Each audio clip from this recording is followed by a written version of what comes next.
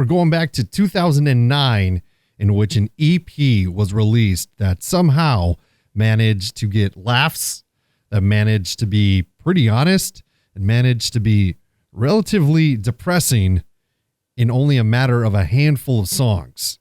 My name is Drew. You're listening to the show P is for Punk, and today C is for Cokie the Clown.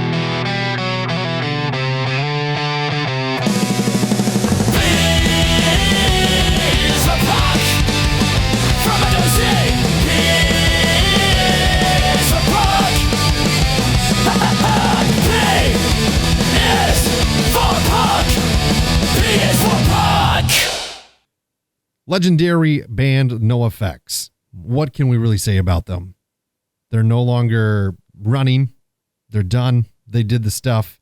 We'll get to that a little bit later in the episode, but legendary in so many regards. They've really built a foundation in the world of punk rock through their music, through their antics on stage, and really through, the creation of Fat Records and just becoming a punk rock juggernaut. We're looking at an EP from 2009, though. 2009, after NOFX has been around for, I think, 25 plus years. Cokie the Clown. One of my favorite releases from NOFX of all time. This happened kind of in companion along with the release of their full-length album Coaster, which was released in the same year. Also a really good record. One of their kind of like strongest late career albums. People still dug it. People were still into it. And they were still touring pretty heavily. They were writing a little more openly, I would say, in their lyrics. And then all of a sudden this clown shows up. This Cokie the Clown, not only in an EP form, but also in the form of a song and in the form of, a persona. The alter ego of Fat Mike turns out to be a sad-ass clown. So this EP was created. These songs didn't necessarily fit on Coaster, whether they were too personal, too weird, or kind of like off the vibe of the album. So they got their own separate releases. This EP is short and it's kind of in different iterations, if you will. I think the online streaming EP version has all the songs on it. Whereas if you have the actual 7-inch, it was broken between Cokie the Clown and My Orphan Year EP. So they're kind of different releases, but kind of the same. So we'll just talk about all the tracks and get into it and talk about why it's important. So it opens up with Cokie the Clown, the title track. Upbeat, fun. The music video is pretty hilarious. It features a lot of people from other bands. You have Tim from Rise Against. I think Brendan Kelly from the Lawrence Arms is on there. The clown shooting powder into people's nose. Really introduces them all to the world. It introduces the world to Cokie the Clown. He, he spikes the fudge. The kettle cord's been lace and all this other stuff. I'm probably getting those wrong. I have to listen to the song to know the words. But self-sabotage, humiliation, sadness, disguised as comedy. And that's kind of like what NOFX is, I think, to a degree, especially 25 plus years into the game. We know what they're up to. We know what they've been about. But Cokie the Clown is a fun opening song. It gets you hooked. I really enjoy it quite a bit, and it moves into Straight Out of Massachusetts. So this was written for Fat Mike's daughter. It's pretty like sincere and just talks about moving from Massachusetts to other places in the country. It's kind of good. Kind of shows the soft side of NOFX, of Fat Mike a little bit. It's pretty straightforward. Fermented and Flailing, which is kind of that classic NOFX structure. It's fast, it's catchy, it's emotional. Talking about alcoholism and spiraling. And I actually think this is one of the best tracks that they've had during that time. Definitely a standalone track in the EP. a highlight of it. I like it quite a bit. It's catchy, it's good, and probably could have fit on Coaster, but for whatever reason, I don't know who made that decision. It didn't happen. Going into Codependence Day, which is another like melodic cut. Talking about dependency, people, substances. It's that signature NOFX sound. Serious topic, jokey execution.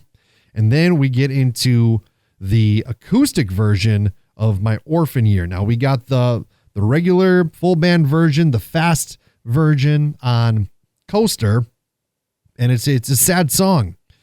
It is a song about Fat Mike losing both of his parents and kind of his history with his parents and how the impact of their deaths has shaped him as an individual.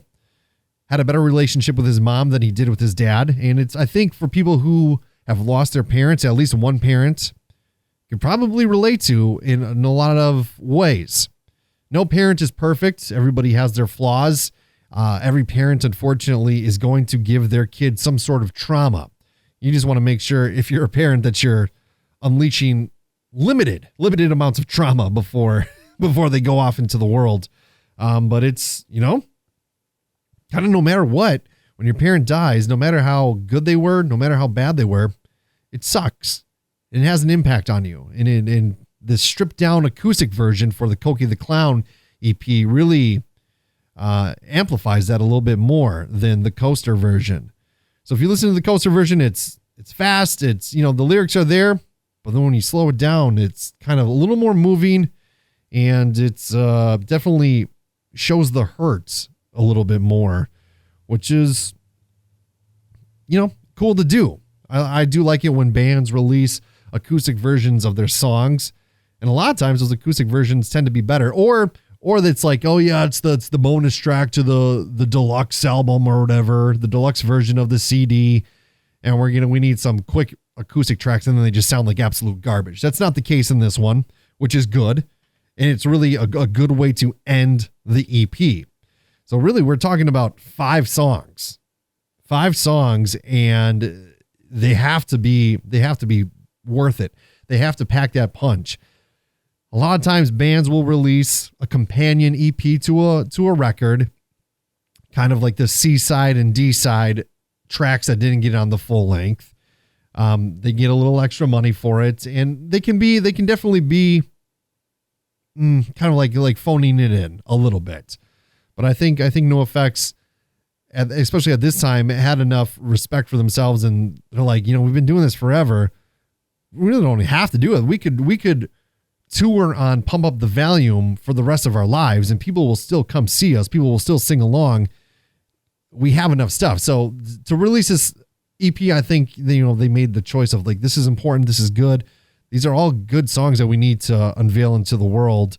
And it's really impactful to have a 5-song EP be considered a staple in your catalog. I think is, it says a lot about NOFX. Now, NOFX has 8 million different 7-inches out there, 8 million EPs. They used to do the 7-inch of the month club. They've released a lot of music at this point. So really, like, what makes this one stand out, to me at least, is the emotional honesty, the trauma that it talks about, because facing trauma in a musical way, I think, is one of the healthier ways to do it. And sometimes you just don't know how to explain it. And then you hear a song and it's like, okay, this is what it is. This is what I'm feeling. And it's all about subjects that people can relate to in some way, shape, or form. Majority of us know somebody that's dependent on alcohol, that's dependent on substances or something like that. Most of us are going to experience losing a family member that maybe did some questionable things, but it still has an impact on us. It's important that we have this emotional honesty on it, and it talks about being a parent. It talks about being vulnerable. And, with me, I cope a lot of my vulnerability through humor, which I think Fat Mike does, which I think NOFX has done throughout their year. Knowing as much as I know about NOFX, they're reading their books, listening to their music. They've seen a lot of stuff. They've gone through a lot of crazy experiences. And somehow they were able to make it into music and, for the most part, keep it together. So this EP stands out because it's really like a transitional moment in their evolution as a band. Like I said, 25 years into the game, they don't have to release new music for them to be still considered the legends that they are. They kind of refuse to lose their roots, which is nice. They've maybe have changed in their sound to a degree, but they still have that punk rock sensibility. They still know what it takes. They still take their music writing seriously. And really, this contains some of the most personal songwriting of their career, which I think is pretty solid. Now, the releases that came after this, some of them are pretty good still. Some of them I really enjoy. Their later stuff, the last like single album, double album, half album, it's all right. And I think, that's still, they stopped being a band in 2024. So we're talking about a long span here, talking about like another 15 years of releasing music in 2009. And, it still shows that they got what it takes. They still can do it. They still can build this legacy after so long. Where I think it sits in their discography, I think it's probably one of the best. The other probably favorite EP of mine by them would be Never Trust a Hippie, which featured songs in kind of like those side songs from Wolves in Wolf Clothing. I think that's around the same time or so. Still good. This really would be a good entry point if you're trying to get into the world of NOFX. Like, this would be a good place to start. Pump Up the Volume for sure is always a really good one. I'm lucky enough to have this on vinyl as a 7-inch. I found it in Wisconsin, in a city, West Bend, Wisconsin, at the old Exclusive Company. Now, the Exclusive Company was a Wisconsin record store, and they had locations throughout the whole state. I think Green Bay, Appleton, Milwaukee, West Bend. There's a couple kind of in that Milwaukee area, and Madison at one point. One of my favorite spots of all time. Early experiences with Record Store Day all occurred at the Exclusive Company. They would open up early, 7 a.m. for all these Exclusive Company deals and Record Store Company or Record Store Day deals. It was awesome. Then I happened to just be in West Bend that day, and I was like, I'm going to stop at the Exclusive Company. I'm just sifting through the records like I do, and here it is. Here it is. At the time, I'm 19 years old or so. I think actually when this was released in November 2009, I had just turned 19. Of course, this was released on Fat Records, which I should have said before. Coaster was before it. The Longest EP was after it. It was just it's just a great one, and I didn't have to think twice about picking it up because I just love this EP so much. To pack it into 5 songs is truly inspirational. I love them, and it's definitely a record. And now, of course, it along with the record, the EP, it turned into this persona for Fat Mike. Most notably, the most famous performance going in South by Southwest. It was a solo Cokie the Clown show, which Fat Mike in full clown makeup, in full clown garb, had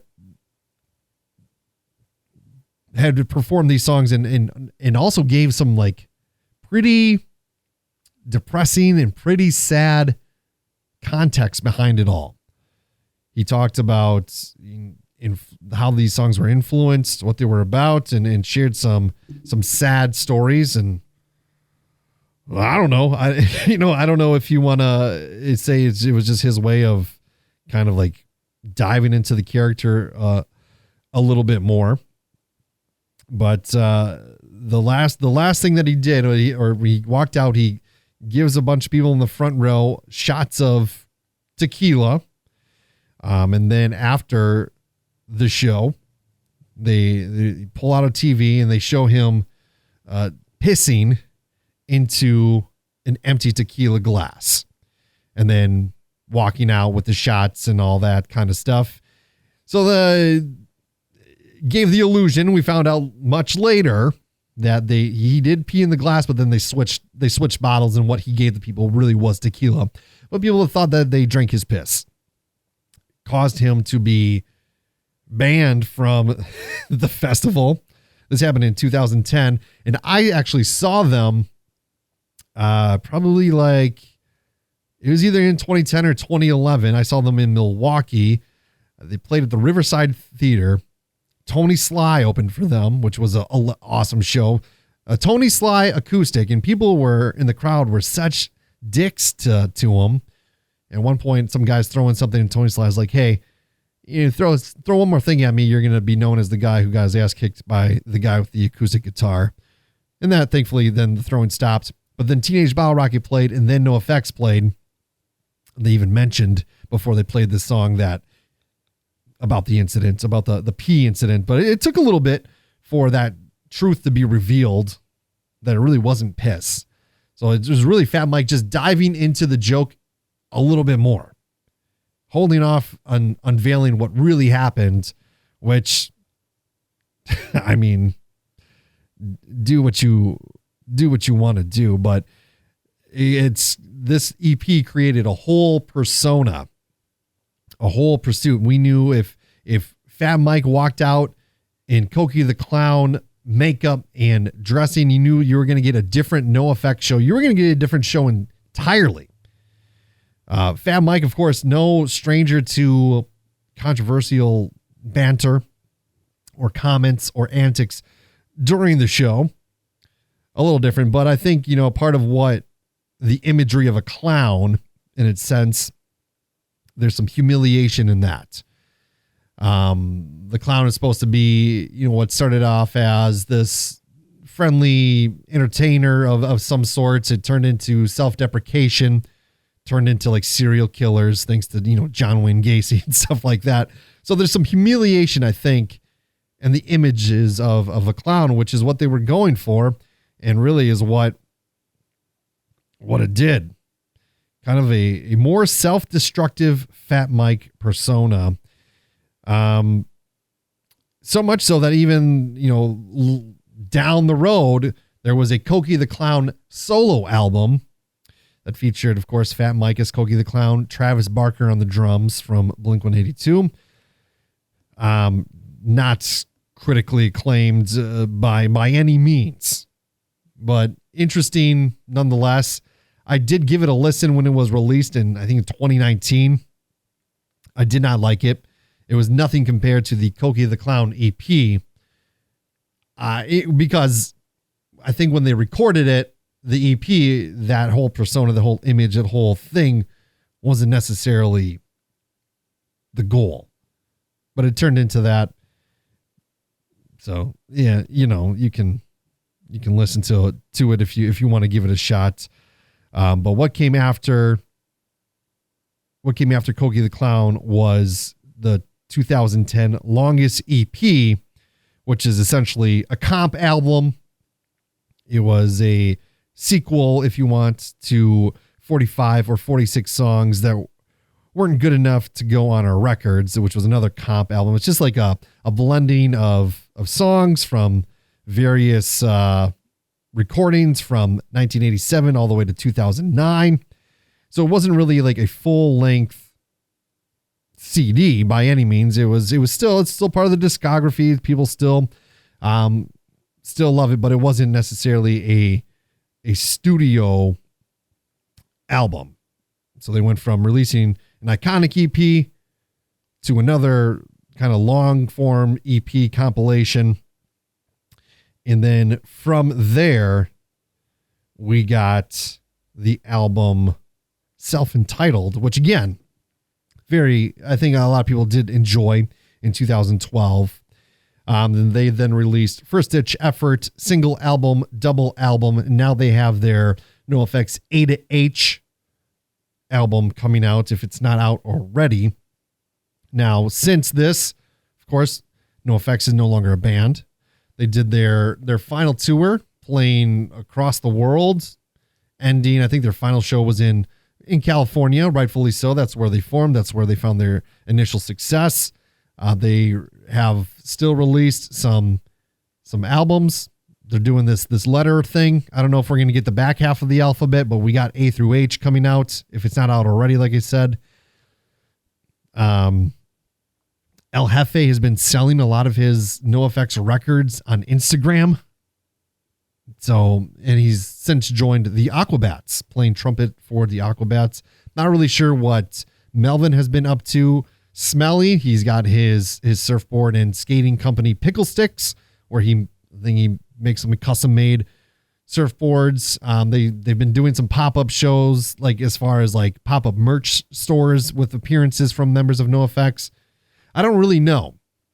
I don't know if they're on good terms. I've heard that during the pandemic, Fat Mike was just making all the money and everybody else had to start picking up like part-time jobs, whether that's delivering for Uber or doing something like that. I don't know how accurate any of that is, but it's unfortunate to hear. And it's unfortunate to see.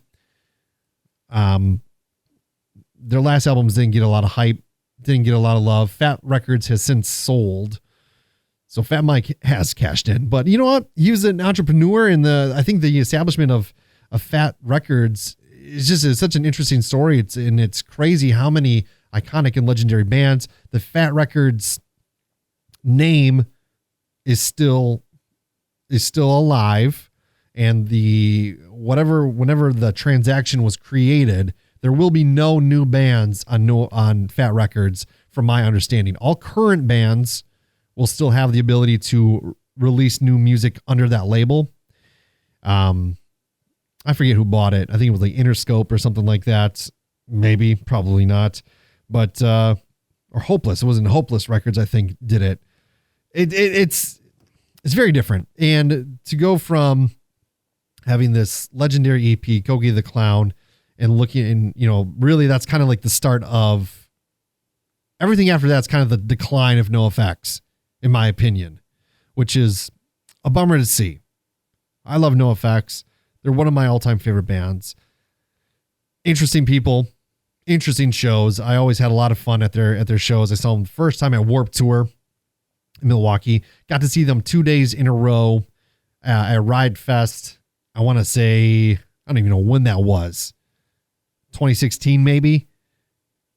I saw them play at the Congress Theater with the Addicts, the Casualties, and the Dickies. That was a cool show. Saw them the next morning. This was when Riot Fest was at Humboldt Park. That first time that they did the outdoor setup of it. And they played the next day. And thankfully they didn't play the same sets, which was kind of nice. They played some of the same songs, but they were different sets. Whereas when I saw the Addicts, I saw them at the festival, and then I saw them that same night. They played the exact same set. No deviation whatsoever, which, whatever. It was still great. It was still fun. But I did appreciate that. NOFX did that. And then I only saw them 4 times. Then I saw them at that other show in Milwaukee that I talked about earlier in the show. A band that's been legendary, that's still legendary. You're never going to beat Linoleum. You're never going to beat some of those records. But I truly don't think you'll ever beat Cokie the Clown in the form of an EP. An EP so impactful that it still continues to be one of their staple go-to pieces of music. I don't know. I guess you'll have to give it a listen yourself and make your own opinions. But the story of it is very interesting. It created a persona.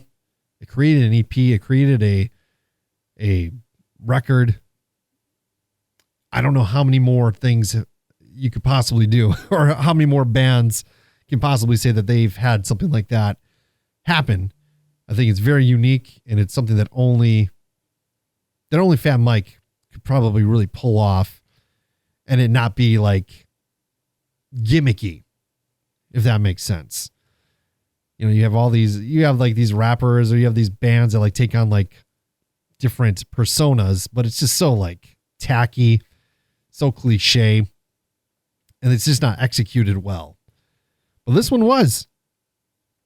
So give it a listen, enjoy it, and you know, if you want to, honestly, if you want to just stop listening to NOFX records after that, you can. There's still some good ones out there post Cokie the Clown, but that'd be a good place to start.